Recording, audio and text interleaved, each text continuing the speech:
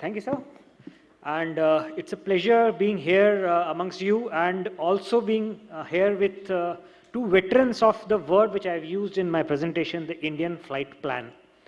Those who are familiar with the Indian aviation industry or the aviation industry per se, the flight plan is the plan how the aircraft flies. And if we talk about the biojet fuel, the flight plan started with someone sitting in the first row, is Dr. Garg, was the person who actually started with this entire idea of using biojet in India. And after what he did is Dr. Anjan Ray. I am happy that and honored actually to share the stage with him. He's the person who is actually talking about commercializing this indigenous technology of producing biofuel. But I'll go beyond this entire thing of where Indian technology is there, and I'll talk about the demand side of this technology. Why we need to actually start thinking about it. In fact, we are 10 years already late in starting with this effort of talking about biojet fuel in India. The first flight on biojet started somewhere around 2009 internationally, and 2010 the US Air Force had actually started flying this aircraft, and by 2015 the entire US Air Force had tested all their fleet of aircrafts on biojet fuel. We started a little late. In fact, last year only we started with the first test flight, and this year, January 26, we flew the first military aircraft on biojet fuel. So let's start with where we are and how we need to actually take it forward.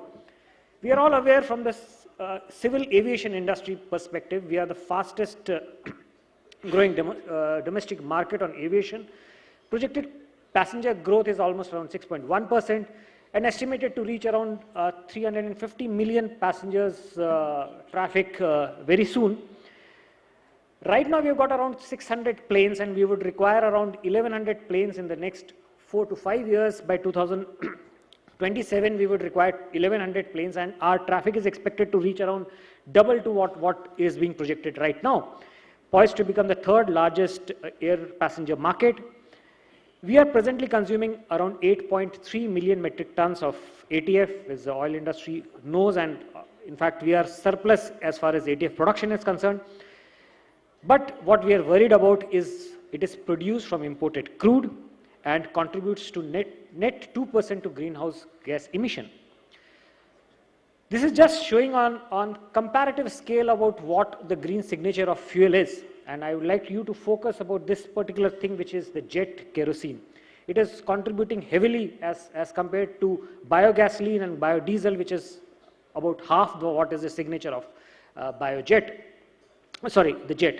So internationally, knowing that the ill effects of jet fuel and the consciousness which the aviation industry carries with it about the carbon footprint of the industry, around 2017, a regulation called CORSIA, that is the Carbon Offset Reduction Scheme for International Aviation, came up with this policy that from 2020 onwards, we would be a carbon neutral growth industry. That means whatever is the carbon signature of the entire aviation industry would remain stable, has to remain stable.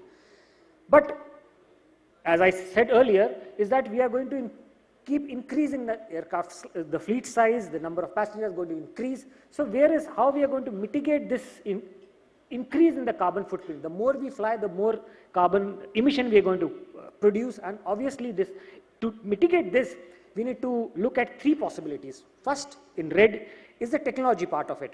That is, is the operational improvement part of it, that we make the flights more economical, the efficiency of the flight plan itself to be more economical, the routes that we take should be more economical. The second part is the aircraft technology part, wherein better engines are there, better aircraft designs are there, which are more fuel economical.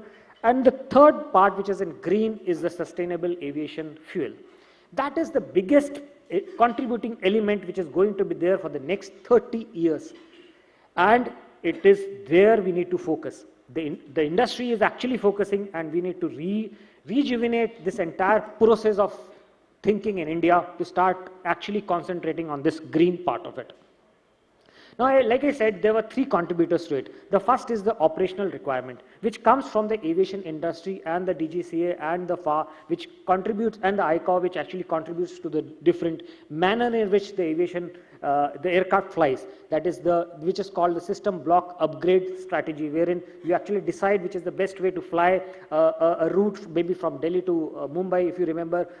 3 years, 5 years back, it used to take around 2 hours, 45 minutes to fly this route. Now it takes around 2 hours, 15 minutes, and there is a ongoing process to reduce this flying time, the taxi holding time, the circulating time over airfields, so that you have a more efficient flights. Then comes the global horizontal flight efficiency, which is you are taking polar routes to reduce the fuel consumption and things going along with it. Then comes the improvement of ground handling and the use of renewable energies, that is the green airports, which Kochi was the first airport in India which is becoming more and more green. So these are the ways you actually reduce the carbon signature of the aviation industry.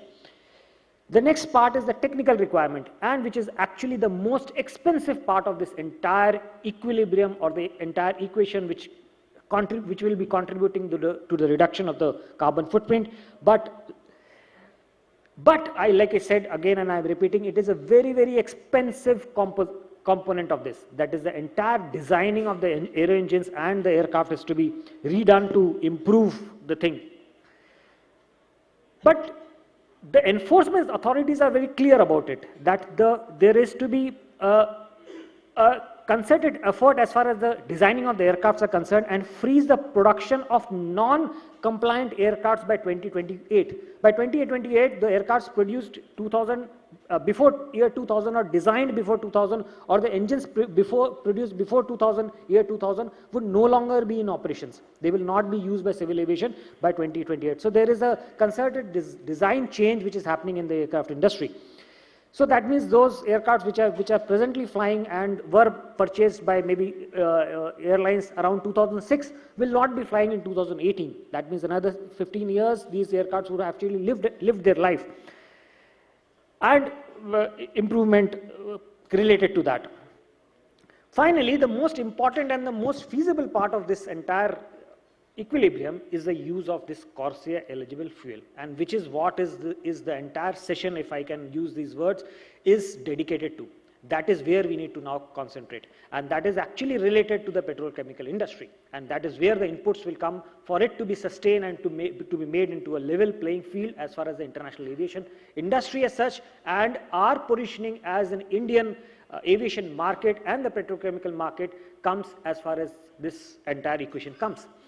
What we need to actually now do is to start using CORSIA eligible fuel. What is CORSIA eligible fuel is another session would be required to actually explain that, but what actually comes out of this is this entire equation. I'll not go into the arithmetic or the scientific products which comes into it, but there is something called the life cycle emission values, which has to be considerably reduced so that the carbon footprint of the gases which comes out of the engine, which is presently that I showed you 1.3 for the jet fuel, has to be brought down to around 1100, and that will come only by this contribution of this thing in magenta. It is that life cycle emission value has to come down from using more and more carbon neutral fuel, and that is where this carbon neutral fuel has to come, and it has to come and get mixed with the existing dispensing system of the fuel being supplied to the aircraft industry. So it has to be mixed, it has to be something which the aviation industry defines as drop in fuel. So this has to be where our focus is, it should be. With this focus, actually the international aviation and the CORSIA and the ICAO is actually heading for a 50% reduction by 2050. That means it is not only sustaining this to the present carbon emission level, but actually looking at reducing it by 2050. So this is where they aim to. Now the global initiatives which has happened around India. This is the map which is generated by this ICAO, and this is as early as or as late as April 2019. And you see there is no dot in India. That means we are still far away from where we should be heading as a major aviation industry progressive country. We have projects which are completed are in red, projects which are initiated are in green. So we have countries around us, that is Thailand, and a country which has got nothing to do with green fuel, that is Saudi Arabia, looking at projects which are going to turn out green fuels for the industry. With this, let's do a status check. The OMCs presently sold, like I said, 8.3 metric tons. That is only 53% of the produce. If we are actually not concentrating on where we are going to do with the remaining 47% of the fuel which is coming out of the petrochemical industry, we are actually going to start thinking about where we are going heading. Conventional jet A1 is more expensive in India than the Middle East and South Asia. So that everybody knows it. There's nothing to speak on it. And the present OMCs are not producing CORSIA eligible fuel. That is also true. International route operators will start demanding CORSIA eligible fuel from 2021. That is also true. Everybody knows that. But if you look at the map which I showed you earlier, the supply base is fast developing in Thailand, Indonesia, UAE and Botswana of all the countries which are within the less than 2,000 kilometers from India. So if this golden triangle is going to come around us and get developed, obviously we can look at this 53% actually coming down and not going up very soon.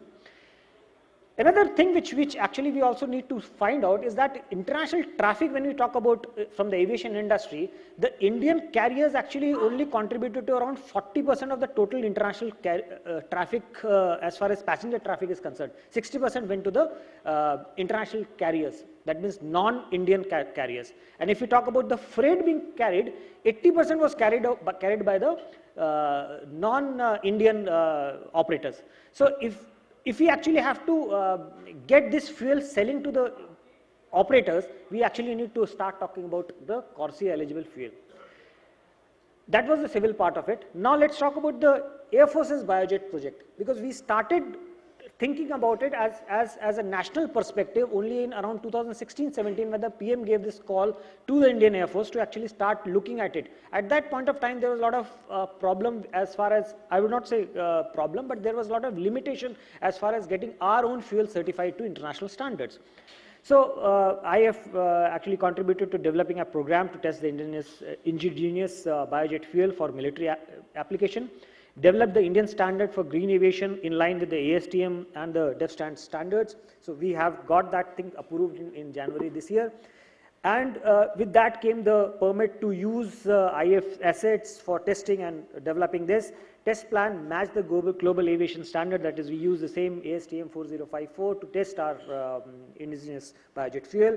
And we had obviously the national agencies contributing and getting associated with this project, and we could achieve that. So now we have a product and a process that is acceptable in India, which is compatible with the international standards for biojet fuel. Only now we actually need to go and get into a production mode, for which the letter of intent we have already placed to IOCL. Why I am using the word IOCL? Because they are our primary face as far as aviation fuel is concerned.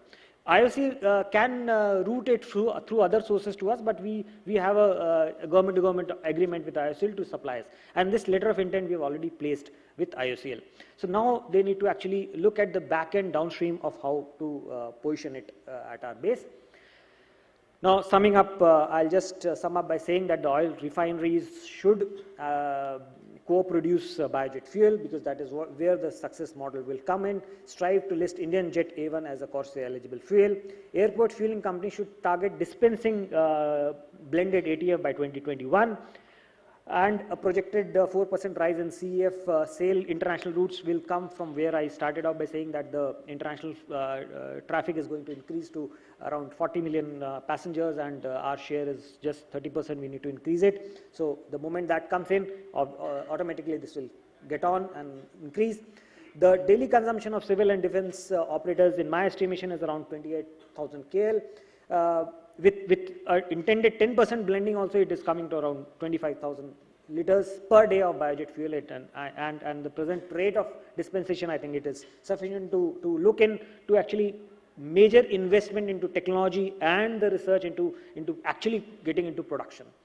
Just to sum up, this is what we offered as including the test benches, the entire process of getting into this, and we have been ready to actually take in more technology or research more processes to start producing biojet fuel from different sources, for which we already have a MOU with IAP, and we want to get on more with it.